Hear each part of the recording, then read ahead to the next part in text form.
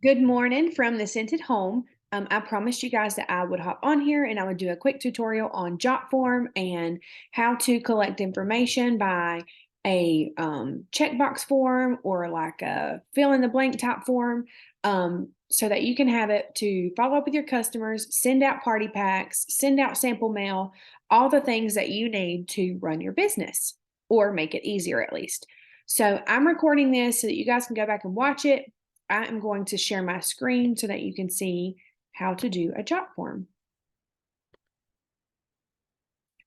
All right, here we go. So, all right, you guys can see this. So basically, you just go to jotform.com and it will come up with a blank sign in or sign up button.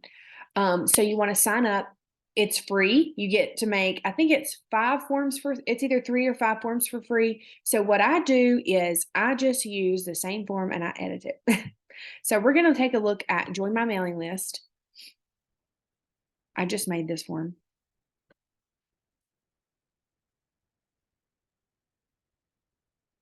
Let's see. Come on. Ignore all my tabs at the top. I'm getting some stuff done today. So this is what my join my mailing list form looks like. So stay up to date on the newest specials, upcoming releases, samples, and more. Join mailing and text alerts. I text my customers a lot. I use email about once or twice a month when new things come out, but I use texting the most. I put in their name, their email, cell phone number, address, and I tell them right here what I'm going to use their address for, just so they don't think I'm trying to get all spammy. So the way to do this or build the form is to the left-hand side of the screen, it says add form elements. So to start it, you can add a heading. And when you add a heading, that's how I put in my picture at the top, this. So I just went over here and I clicked add a picture. You can move it to the left, you can move it to the right. I like mine in the center. I think it looks the best there.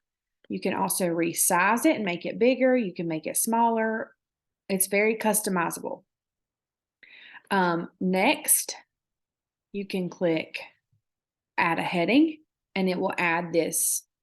It'll add you a blank section. So we're going to talk about this right here. And you can move it up to the very top of your form. If you already have, stuff in there, but you move it to the top, I'm just showing you how to do this. You double click on heading and here you can change your text to say, join my mailing list, like a type. And then under the subheader, that's where you can put your stay up to date on, etc. Okay, so that's how you do that part. Oh, my camera's in the way, I can't see. So I'm going to close that out over here with the X, and then you can add the next layer. You can add full name, and it'll populate underneath that. First name, last name, just like this. You can customize this heading if you want it to say, tell me who you are. And then there you go. It's honestly the best. You can change it to whatever you want. And then you just keep clicking the tabs down the left side. So email address, phone number, whatever. If you're doing a form that is like a product, you can click on, I don't think it's product list, but let me check. Yes, it is. On product list, say for example, I'm a Scentsy consultant. If I want to add a bar of wax, I could save the picture of the bar of wax I want, and I could edit this picture. Let me see what kind of pictures I have. Choose an image. I actually probably have a lot of. Let's go to Scentsy.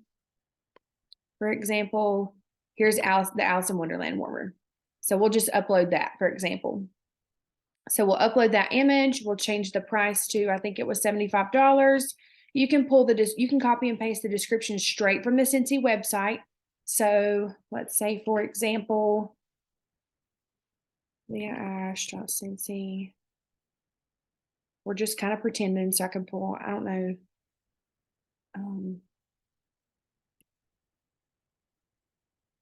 But she's still on here. I don't think she is. Oh, we'll just use the dish because the warmer's not on here anymore. So For example, you can pull up the warmer, which does not have a description. Let's find one that does. Right here. So here's the description. You can just copy this description and paste it in the Jotform description. Boom, there you're done. And then you save it and it puts it over here, right here. So we're going to change this to Alice in Wonderland warmer. What this does and what this is helpful for is when your customers fill out the form and they check, like if you have multiple products, say you have a warmer and you have the wax and you have all the things that are new releases or coming up. You can, when your customers fill this out, they check the box, and what it does is it pulls their $75 total down here to the bottom. It's not going to do it on mine because we're editing the form. But when your customers fill it out and they check that box to the left of the Alice in Wonderland warmer that says $75, it will calculate a total down here at the bottom. When that form is submitted to your email, it will say their total is $75. So all you have to do is calculate the tax and the shipping. Or you can do a product of need it shipped. I usually do this. I can ship directly to your house. And you can put right here $10 and save it. So if they need something shipped, they can check that box and it will say $85 whenever they send the form or submit the form, and it comes to your email to let you know. And all you have to do is calculate their tax before you send in an amount to them for them to pay you. So there's multiple options down through here. So let's say you have added a product and you want to know what payment method they like. Say you offer Venmo or Cash App or like an invoice from Square. You can click on single choice and type what payment method would you like to use. So, and you can, if you want to edit these, you can click on the little gear over here that says properties and you can edit it this way. I find it much easier if when the box populates, you just double click in that area and start typing. So Venmo, Cash App, invoice sent via email. And then you can just X off of whatever you don't want. And that's, oh, if I could type, Venmo. Excuse me. So that way, and you can make these fields required. So the product field, I would not make required, because if you make it required, I think it's going to ask them to choose. Oh, it'll only ask them to do a product. They have to select a product when they fill out the form. So you can turn that on. They don't have to select all. For some reason, I had it in my head they had to select multiple. But you turn on the required fields. I make every field in my form required except for, I think it's email, but I think I went back and changed mine to be required. It's down here. Yeah, I just put that for communication. I communicate via text most of the time, and majority of the time, everybody fills out their email on my list anyway. I just don't want people to feel like I'm going to be so spammy if they give me both their cell phone number and their email address. So you can do the payment method. You can honestly customize this however you want to. I typically only use the single choice, multiple choice, short and long text boxes. So let's see what a long text box would be. A long text box could be like a comment where they can say, can you add this to, like if you don't have a product that they're wanting, say for example, you have new things in your form that are coming out for new releases and you want them to be able to combine their order with other things that they need besides what's on your form, you can put a long text box at the bottom. So we're going to try that. And click on this one because we want it under this one. So we're going to put right here, need other products added to your order. Place them below. So they could type in, for example, Scentsy Fresh is one of my favorite products. And I like to offer them to add other products to every single form that I do because shipping is $10 and nobody wants to do multiple orders with $10 shipping. So if they can combine it and you offer that as an option, people are more likely to utilize that. And that's also upselling. You can upsell like the order that they're going to make, not like the actual price of an item, but you can, instead of just offering what's new or what's the new release or whatever, you can upsell by adding additional products that they might want to their form or to their order. I'm sorry. But there's that. And that's really the basics of how to add anything to a jot form. So I'm going to erase this because I don't want to keep these on this email form. I just wanted to show you guys how to build a form without making a new one because I've already utilized my forms. I just edit all of them. And I use the free form of Jotform, like I said. You can do the paid version and have many forms. I keep my join my mail one, and the other two are the ones that I edit. I don't send out 3 forms at one time. I only usually send out 1 form at a time. And I send it in a link. I'm getting ready to show you how to get the link in a text message, or I post it in my newsletter, or I'll send it to whoever I think is going to like those specific products. Like, for example, if we have new Disney products coming out, or if we have new Scentsy Fresh coming out, and I know that somebody is obsessed with Scentsy Fresh or Disney or whatever, I will specifically send it to them.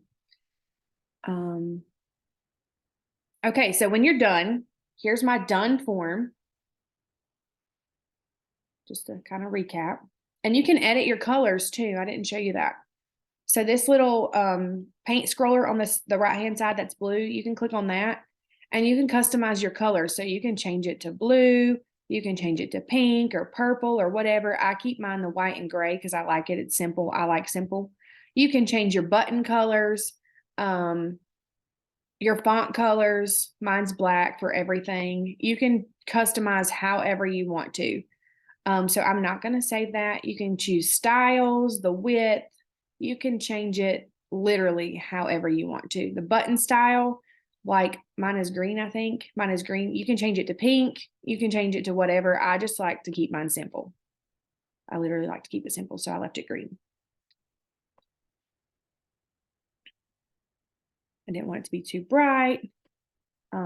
Themes, there are themes. On the paid version, you can use, not even on the paid version, on the free version for your 3 free forms, you can change the theme to however you want. So if you would like for it to be Christmas themed, we're going to click use theme. And you'll see what happens. See, it changes it to like Christmassy. And I did use that one for a Christmas thing that I had going on, but you can use it however you want to. Customize it. It's really good. You can change the layout to be a card form. I just don't want my people scrolling like through cards. So I feel like it's easier if it's all right there in one. Here's the card form, join my mailing list. And then they will click next. And the cards literally, I can't show you, I don't think. Preview. Yes, I can. Here's the card form. Welcome. Hi there. Please fill out this form. You can customize this however you want to. You can change it. Start. Stay up to date on the specials. And it literally shows you every single category that we added to the form. And it says this is required, blah, blah, blah. So that's what that looks like. I don't personally like the card form.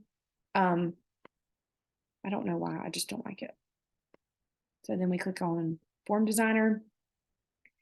And you can, oh, I forgot about this. You can add it to be different colors, whatever you want. So you can do pink and aqua and it'll change it. You can literally do it any color you want. See, I don't like that. I want to go back to custom. We're going to change it back. Layout. Classic form. That's what I like. I like it to be all in one. area so they can scroll, enter what they got to enter, and be done.